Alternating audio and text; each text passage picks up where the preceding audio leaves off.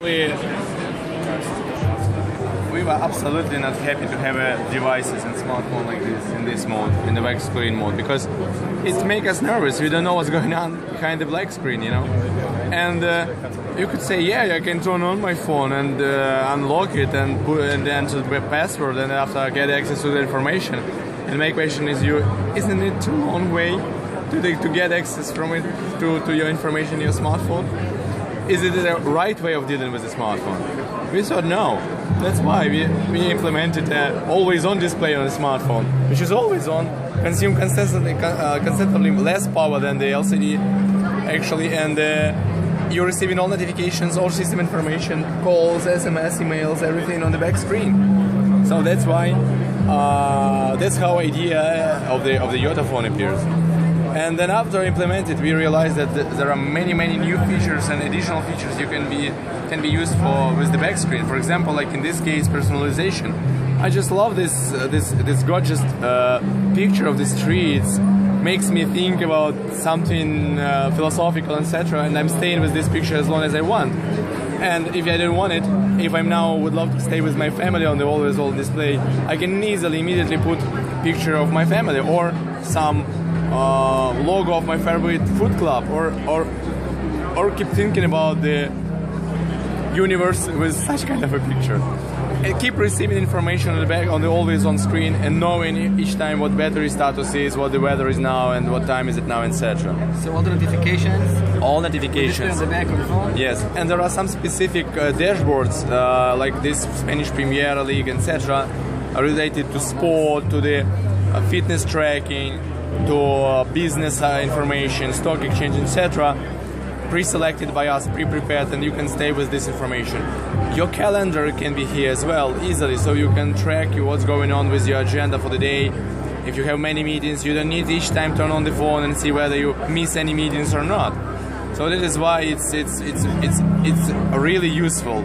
I have got no meetings that day, but maybe someday later there will be more meetings. So this display is not touchable. There is a special sensor zone here to use for browsing.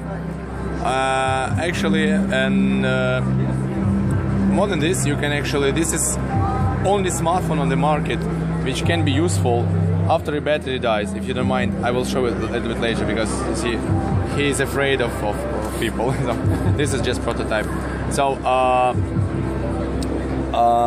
where I was. So about the unique feature, like, so this is only smartphone on the market which can still remain useful, delivering you some information after battery dies.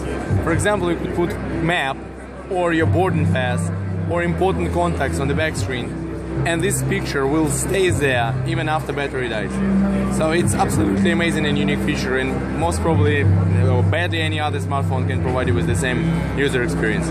Reading, absolutely amazing, because reading can be long, for about 50 hours or even more if you turn off all kind of connections. You can browse the book pages. If you like some phrase, you would love to publish a quote on the social media, you can easily get access to the, yeah, it's War and Peace, pretty heavy book. Yeah, maybe Dracula will work better.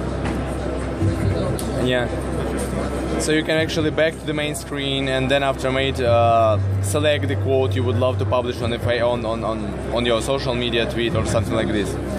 So let's back to, not everything works with the Wi-Fi in this fair. And these days we are announcing a second generation of our product, because this guy is commercially available already in Europe and Russia, starting from December last year. But the next generation will be available end of this year, also in Russia and Western Europe, and later in China and the US. This one is, the Yotaphone next generation is twice as smart, twice as beautiful, twice as useful, because together with all the advantages of the first generation, with kind of a next generation tech specs, bigger screen, high resolution both screens, larger battery, little bit new format, I could say. We are offering to our clients, to our users, full touch experience of the back screen. So now you can interact with this one in much more intuitive way. Just simply simply touching it. So it discover absolutely amazing opportunities actually for interaction with the phone. So, for example, if you know that you will be for a long time will have no access to the power charger, but you would love to stay as long as possible connected to your phone calls, to SMS and emails, you can disable the main screen, which consumes a lot of energy, and stay on the energy save mode with always on display, and actually make calls, send SMS, and stay connected actually much longer than with any other for example the color display, for example. So what's the battery life effect like? How long do you use the device? Actually, I can say nothing for the moment for this next generation, and definitely the performance will be improved versus the current product. As soon the battery is larger, it will be it have 2,550 versus 1,080 now.